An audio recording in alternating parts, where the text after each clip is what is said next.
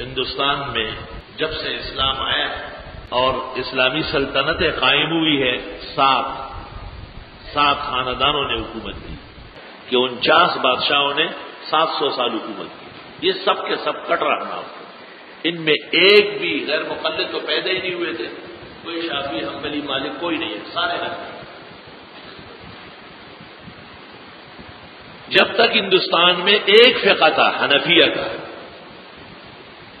ایک ہی جیسا عمل تھا، تو ان کی حکومت تھی. اور جب یہ دوسرے پیدا ہو گئے، بلکہ پیدا کیے گئے، تو حکومت اسلامیہ تس نس ہو گئی. آج تک نصیب نہیں. جو تھوڑی بہت نصیب تھی وہ بھی نکل رہی ہے. انگریزوں نے ہندوستان میں قدم جمانے کے لیے سروے کرایا، جاسوسی کروائی، انٹیلیجنس کو چھوڑا، ہمیں خبر دے دو ہماری حکومت انگریزی حکومت کیسے مضبوط ہوگی. ہر طرف سے جاسوس آئے، انٹیلیجنس ان کے آئے، ان کے تمام شعبوں نے ان کو رپورٹ دی کہ مسلمانوں کو کمزور کرنا پڑے گا.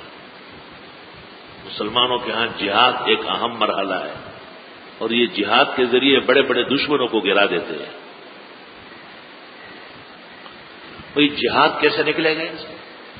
مذہبی افراتفری پیدا کرے، افراتفری. تو شمس الدین عظیم آبادی کو عظیم آباد میں، میاں نذیر حسین کو دہلوی میں، نواب صدیق کو بھوپال میں ہموار کیا گیا. اور انہوں نے فتوے دینے شروع کر دیے کہ حنفی فاتحہ نہیں پڑھتے، نماز میں رفع دین نہیں کرتے، زور سے آمین نہیں کہتے، اس لیے ان کی نمازیں نہیں ہوتی. جب ان کی نمازیں نہیں ہوتی تو ان کے ساتھ جہاد کرنا بھی باطل ہے. مسجدوں میں افراتفری ہونے لگی. پھر پتہ چلا کہ بھئی بعض جگہ تو یہ گھس نہیں سکتے، سارے سنی ہے، حنفی ہے. تو عبد الرسول کو بدایون میں، عبد السمیع کو، مولوی عبد السمیع کو، اور مولوی عبد الرسول کو، اور مولوی احمد رضا خان کو آمادہ کر دیا گیا کہ ان میں کوئی کام کرے. تو انہوں نے فتوے لکھے کہ یہ کرامتوں کو نہیں مانتے، بزرگان دین کو نہیں مانتے، یہ سنی نہیں ہے، اہل سنت سے خارج ہے، لہذا ان کے پیچھے نماز نہیں ہوتی تو ان کے ساتھ جہاد ناجائز ہے. احمد رضا خان بریلوی نے کتاب لکھی ہے، اس کا نام ہے اعلام الاعلام بان ہندوستان دار الاسلام. انگریزی حکومت کو دار الاسلام نے، اور بڑے بڑے بدعتیوں کو ساتھ ملایا. ایک فتویٰ لکھا ہے، ایک نقطہ یاد رکھو، بدعتیوں نے پاکستان میں ان کی تمام کتابیں شائع کی، یہ کتاب شائع نہیں کر رہا ہے، کیونکہ یہ ان کے گلے کا کانٹا ہے، نہ نکلتا ہے اور نہ نگلتا ہے. اعلام الاعلام بان ہندوستان دار الاسلام. اقبال نے کہا مسلم کو جو ہے ہند میں سجدے کی اجازت، نادان یہ سمجھتا ہے کہ ہے ہند تو آزاد. نادان و کمکل لوگ ایسی باتیں کرتے ہیں. چنانچہ قافلہ مجاہدین کا پہلا طبقہ شاہ اسماعیل، سید احمد، دونوں شہید، اور ان کے قافلے کے خلاف کتاب لکھی الکوکبۃ الشہابیہ فی رد اب الوہابیہ. اور بقیہ علماء دیوبند کے خلاف کتاب لکھی تمہید ایمان بآیات الرحمن. اور احکام شریعت و فتاوی رضویہ و عرفان شریعت جیسے رسوائے زمانہ فتاوا سرزد ہوئے، اس میں تمام کے تمام اہل حق کے خلاف عرض سرائی. یہ دونوں پیداوار انگریزی حکومت کی حمایت میں ہے. دیکھو بھائی، کوئی آ جائے یہاں اور مجھے مرزے کی کتاب وہ خزائن جلسوم لا کے دے دے.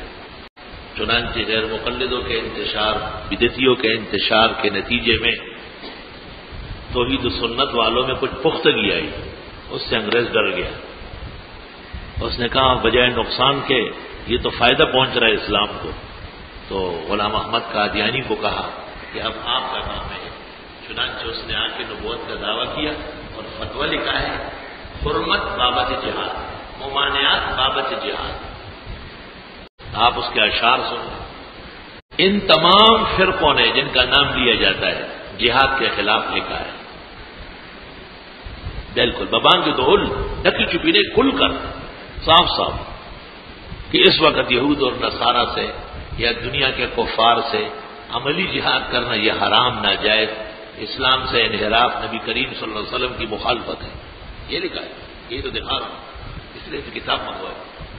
مرزا قادیانی نے ایک کتاب لکھی، اس کا نام ہے جنگ مقدس، نام دیکھو ذرا، کتاب اول سے آخر تک جہاد کے خلاف۔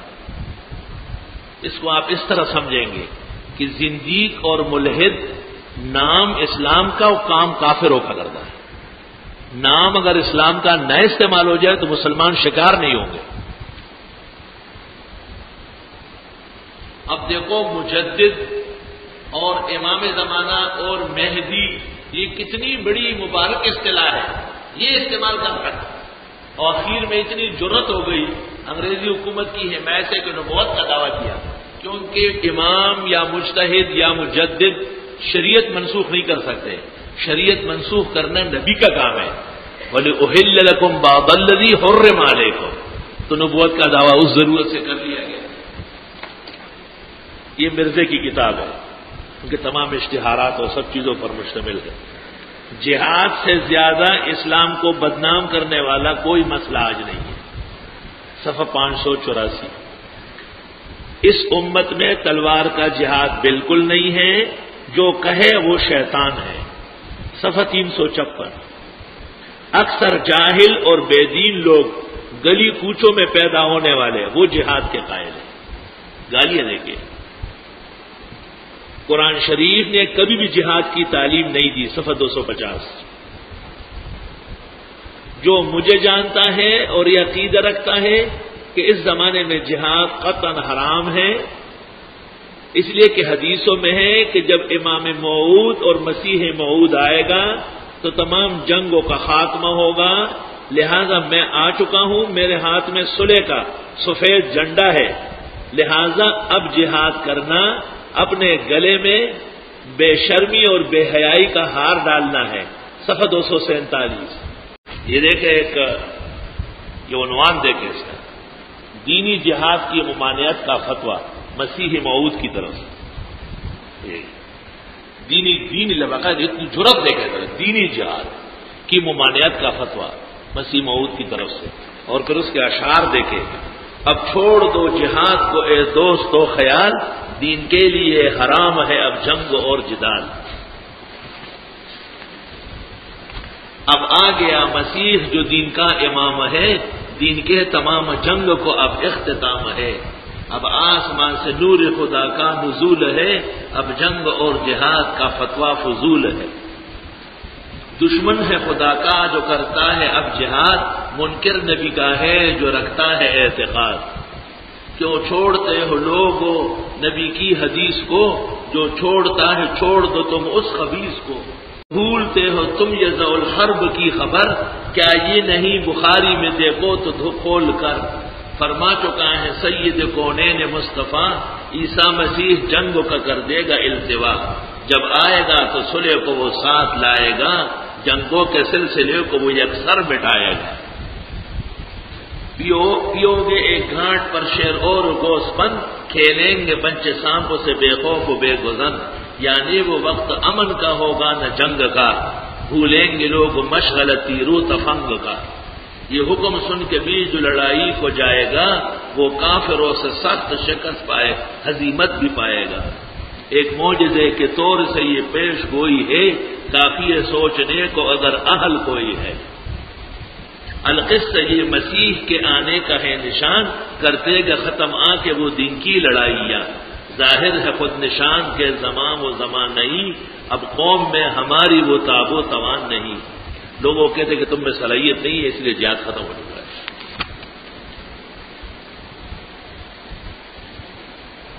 کہتے ہیں کہ جو اب بھی جہاد کا قائل ہے اور جہاد ضروری سمجھتا ہے اور سربلند کہے گا، اس کو کہتے ہیں اب عذر کیا ہے، کچھ بھی بتاؤ گے یا نہیں، مخفی جو دل میں ہے وہ سناؤ گے یا نہیں، آخر خدا کے پاس بھی جاؤ گے یا نہیں، اس وقت اس کو منہ بھی دکھاؤ گے یا نہیں۔ تم میں سے جس کو دین و دیانت سے ہے پیار، اب اس کا فرض ہے کہ وہ دل کر کے استوار لوگوں کو یہ بتائے کہ وقت مسیح ہے، اب جنگ اور جہاد حرام اور قبیح ہے۔ پورا ایک ہی بات پکڑا ہوا ہے۔ ہم اپنا فرض دوست تو اب کر چکے ادا، اب بھی اگر نہ سمجھو تو سمجھائے گا خدا۔ المشتہر مرزا غلام احمد مسیحی موعود از قادیان، 7 جون 1900۔ اس نظم کے نیچے عربی خط میں بھی ممانعت جہاد ہے، جو اہل اسلام پنجاب، ہندوستان، عرب، فارس وغیرہ ممالک کی طرف لکھا ہے، جس میں ان کو جہاد کرنے سے منع کیا گیا ہے۔ آگے عربی خط ہے کئی صفحوں، یہ اس کی روحانی خزائن کہلاتی ہے، اور اس کا 297 سے لے کے 301 تک یہ جو میں نے سنایا وہ ہے روحانی خزائن جو ان کی ہے، اس کا جلد 100 ہے۔ اس وقت جو دنیا میں جہاد و مجاہدین کے خلاف فضا ہے، یہ اس کا اثر ہے۔ پورے عالمی طور پر سازش ان کے حق میں چل رہی ہے۔ باہر ملکوں میں کہا جا رہا ہے کہ ہمارے پیغمبر مسیح موعود نے کہا تھا کہ جہاد سے تم کو بیزار ہونا پڑے گا۔ جس بڑے پیمانے پر ہم لوگوں کو مارا جا رہا ہے، کسی کو دہشت گرد، کسی کو مجاہد، کسی کو القاعدہ، کسی کو انتہا پسند قرار دے کر، اس میں مرزائیت کا عنصر شامل ہے، بھولنا نہیں ہے بات۔ خیر میں ایک اور بات بیان کرنے لگا تھا کہ اس زمانے میں جب مسجدوں کے اندر انگریز کے کہنے سے غیر مقلدوں نے یہ شرارت پیدا کی کہ آپ لوگ فاتحہ نہیں پڑھتے امام کے پیچھے اور رفع دین نہیں کرتے اور آمین بالجہر نہیں کرتے، اس لیے آپ کی نماز سنت کے خلاف ہے یا ہوتی نہیں۔ حالانکہ یہ مسئلے حدیثوں کے اور اجتہاد کے مسائل تھے، اس میں 4 فقہ بن چکے تھے، اور لکل وجہۃ هو مولیھا، ہر شخص اپنے دستور زندگی پر چل رہا تھا، اور ہر ایک لکل بلد احادیث، خود صحابہ سے منقول ہے کہ ہر شہر میں احادیث موجود ہے اور وہ ان کے مطابق عمل کرتے ہیں۔ جھگڑے کی کوئی ضرورت اس وقت نہیں آئی جب مسائل مرتب ہو گئے تھے، لیکن ہندوستان میں مسلمانوں کے اندر افراتفری پیدا کی گئی اور قسم قسم کی لڑائیاں ہونے لگی مسجدوں میں۔ جس طرح ایک مسجد کے اندر 2 پارٹیاں ہو گئی، ایک پارٹی نے کہا کہ آمین ایسا ہی ٹھیک ہے، دوسری نے کہا نہیں زور سے کہنا پڑے گا، اور کیس عدالت میں چلا گیا۔ وہ تو انگریزوں کا زمانہ تھا، اکثر ججز انگریز تھے، ایک آدھ ہندو تھا ایک آدھ سکھ تھا۔ بڑے کورٹ میں کیس چلا، انہوں نے علماء کو سمن جاری کیے، عدالت نوٹس جاری کر دی۔ حنفی علماء کو کہا کہ آپ آئے اور ثابت کریں کہ آمین بالسر ہے، اور غیر مقلدوں کو کہا کہ تم آؤ اور ثابت کرو کہ آمین بالجہر ہے۔ فریقین پیش ہوئے اور اپنے اپنے دلائل ریکارڈ کرائے۔ اس کے بعد ججز نے ججمنٹ کی، فیصلہ لکھا ہے، وہ حیران کن فیصلہ ہے، اور انہوں نے کہا کہ ان دونوں فریقوں نے جو دلائل قرآن و سنت احادیث کی روشنی میں عدالت کو لکھوائی، ان سے پتہ چلا کہ اسلام میں آمین بالجہر بھی ہے اور آمین بالسر بھی ہے، لیکن جھگڑا جہر و سر پر نہیں، ایک اور آمین پیدا کی جا رہی ہے، وہ ہے آمین بالشر، اور اس کا کوئی ثبوت اسلام میں نہیں۔ آمین بالشر، بھائی آمین بالجہر کیا ہے؟ امام نے پڑھا غیر المغضوب علیہم ولا الضالین، مقتدی نے کہا آمین یہ جہر ہے، آمین یہ جہر ہے، کیا فرق پڑ گیا اس سے؟ لیکن آپ کو پتہ ہے غیر مقلد کا یہ بشر، یہ جہر و سر نہیں، بشر کے مرتکب